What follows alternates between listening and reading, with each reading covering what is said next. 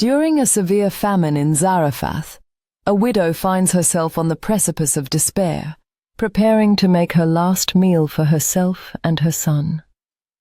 Her world is darkened by hunger, yet a spark of hope arrives in the form of the prophet Elijah, who implores her to trust in God's provision. With a trembling hand, she begins to prepare the meal, wrestling with her uncertainty while holding on to the promise Elijah shared. In that moment, the warmth of faith ignites within her, leading her to act boldly and trust that the provisions would hold true.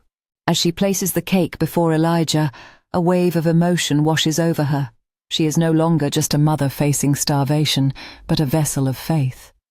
What unfolds next is nothing short of miraculous, as her meager provisions do not diminish, bearing witness to the power of trust in divine provision. Abraham and Sarah, Genesis 12:15-16-21. God promised Abraham that he would be the father of a great nation, despite him and Sarah being old and childless. For years they waited, and their faith wavered at times, leading to Sarah's suggestion of Hagar. However, ultimately God fulfilled his promise, and Isaac was born when Sarah was well past childbearing age. This story highlights the importance of trusting God's timing and his ability to do the impossible, even when our own efforts seem to fail. Amidst the clamour of voices and the hurried steps of many, lived a woman who had suffered for 12 long years.